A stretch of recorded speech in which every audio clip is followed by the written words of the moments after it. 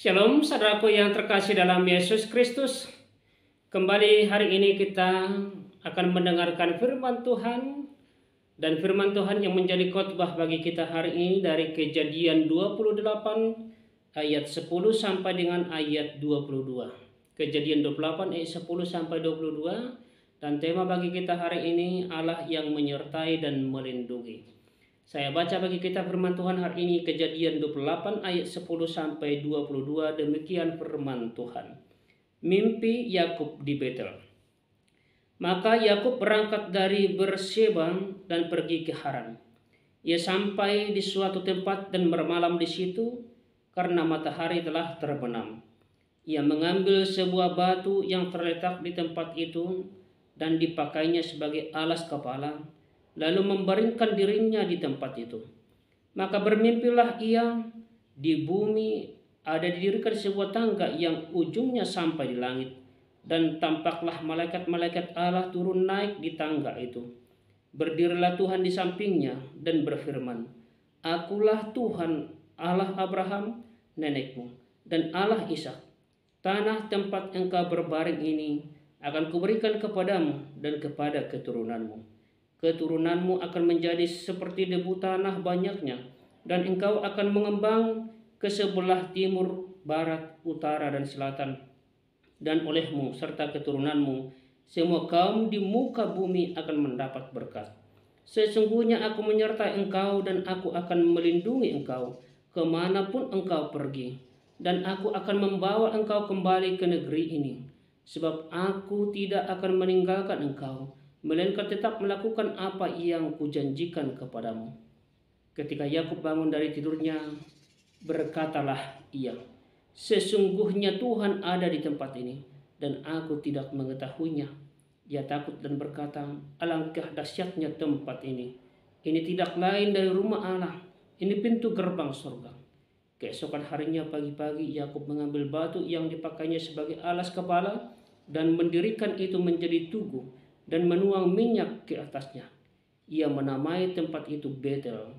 Dahulu nama kota itu Luz. Lalu bernazarlah Yakub, jika Allah akan menyertai dan akan melindungi aku di jalan yang kutempuh ini, memberikan kepadaku roti untuk dimakan dan pakaian untuk dipakai, sehingga aku selamat kembali ke rumah ayahku, maka Tuhan akan menjadi Allahku, dan batu yang kudirikan sebagai tugu ini akan menjadi rumah Allah. Dari segala sesuatu yang engkau berikan kepadaku, akan selalu kupersembahkan 1/10 kepadamu. Sampai sejauh demikian pembacaan firman Tuhan. Saudaraku yang terkasih dalam Yesus Kristus, kembali menjadi tema bagi kita, Allah yang menyertai dan melindungi. Saudaraku, kita sudah mendengarkan cerita bagaimana cerita Esau dan Yakub. Apalagi secara khusus tentang Esau. Setelah berhasil melakukan tipu daya terhadap kakaknya Esau, Yakub merasa terancam, lalu ia lari ke Haran dan tiba di Betel. Dia takut dan kesepian karena di tengah pelarian itu. Dalam keadaan terancam inilah saudaraku, dan tanpa tujuan ingin Tuhan menemuinya di saat dia sedang tidur. Dalam mimpinya Tuhan menunjukkan siapa dirinya, yaitu Allah Abraham, Allah Ishak. Siapa dirinya bagi Yakub. Dalam mimpi itu kita dengarkan tadi, pertama-tama Yakub melihat sebuah tangga yang didirikan dari bumi ke langit. Tangga itu menghubungkan surga dengan bumi.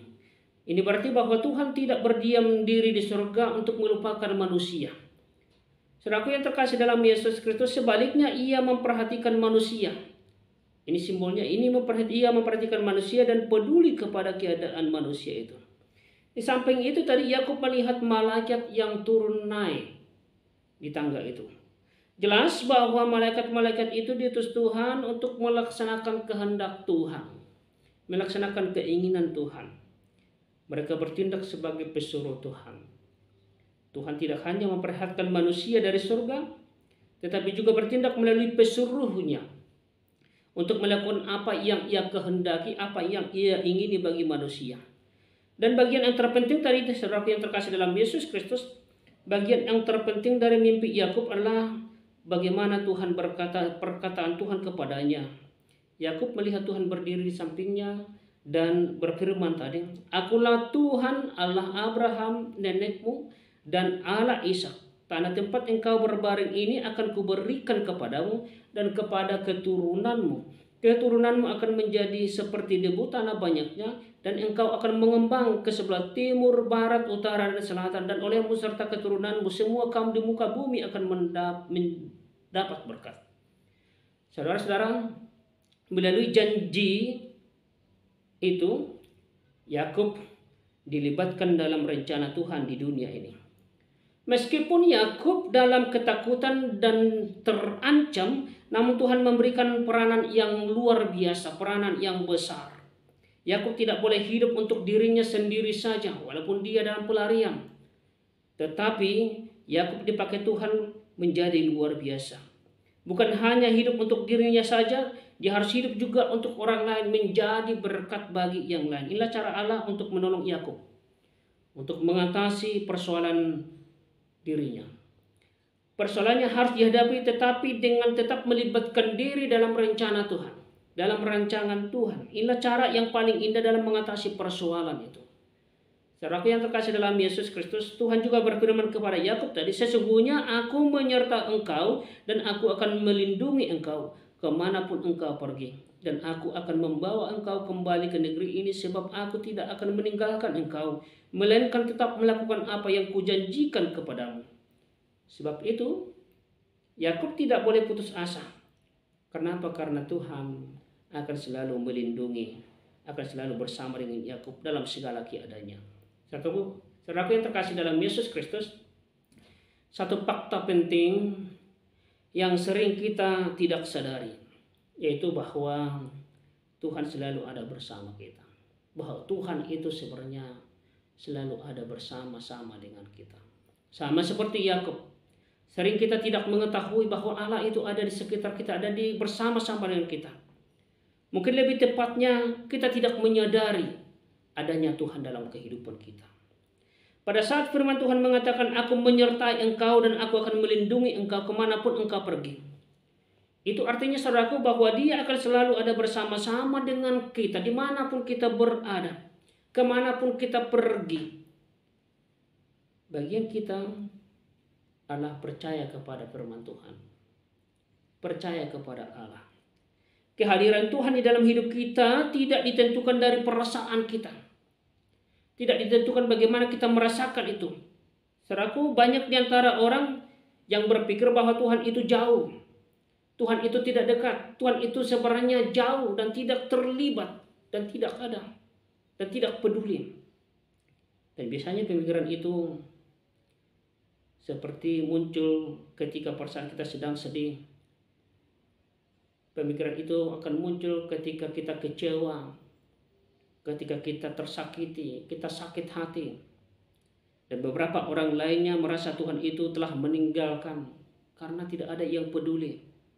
Terutama ketika sedang melakukan sesuatu yang bertentangan dengan kebenaran. Sepertinya Tuhan itu jauh.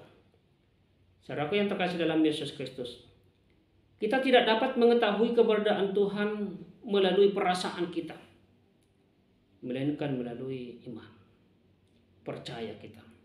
Melalui iman percaya kita artinya kita perlu percaya kepada apa yang dikatakan oleh firman Tuhan, bahwa Tuhan itu selalu menyertai kita.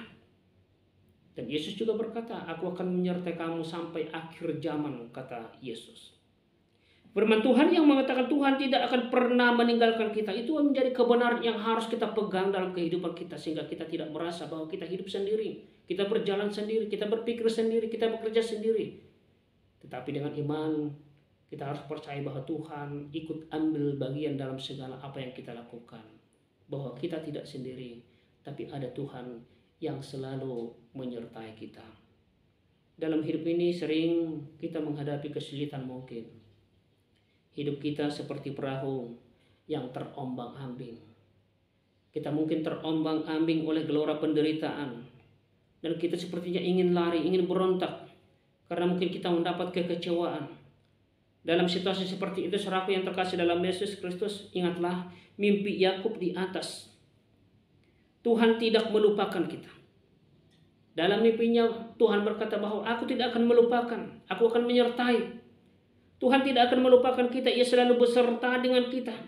Jika kita mencari tujuan bagi kehidupan kita, maka ingatlah bahwa tidak ada tujuan yang dapat memuaskan kita selama kita mementingkan diri kita, selama kita mementingkan hanya perasaan kita, pikiran kita, hasrat kita.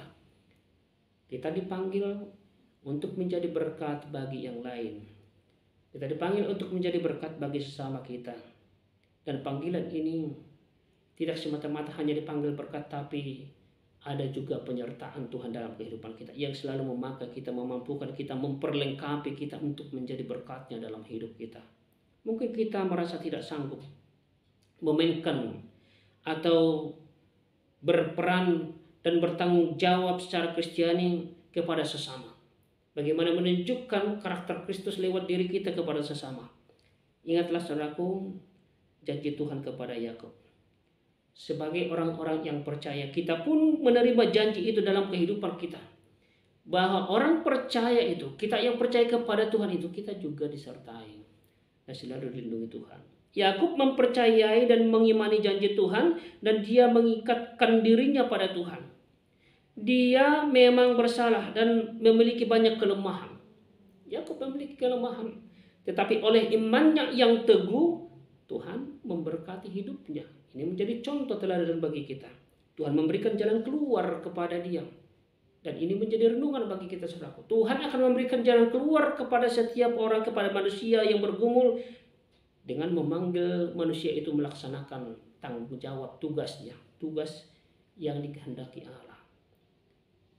Pertanyaannya sekarang, apakah kita berbeban berat sehingga kita seperti Yakub mau lari, mau pergi, sepertinya kita merasa sendiri? Adakah kita berbeban berat, saudaraku? Carilah Tuhan selama Ia berkenan. Temui Tuhan selama Ia berkenan. Maka Dia akan menolong kita. Karena firman Tuhan tadi berkata, aku akan menyertaimu. Dalam ayat 15, firman Tuhan tadi berkata kepada kita lewat mimpi Yakub itu, sesungguhnya aku menyertai engkau, dan aku akan melindungi engkau kemanapun engkau pergi. Dan aku akan membawa engkau kembali ke negeri ini, sebab aku tidak akan meninggalkan engkau, melainkan tetap melakukan apa yang kujanjikan kepadamu. Janji Tuhan itu ya dan amin. Kalau Tuhan sudah berjanji untuk memberkati, menyertai kita, maka Dia akan selalu menepati janji. Persoalannya sekarang, apakah kita mau melakukan apa yang Tuhan mau dalam hidup kita, sehingga janji-janji Tuhan itu selalu ada, amin, dalam kehidupan kita.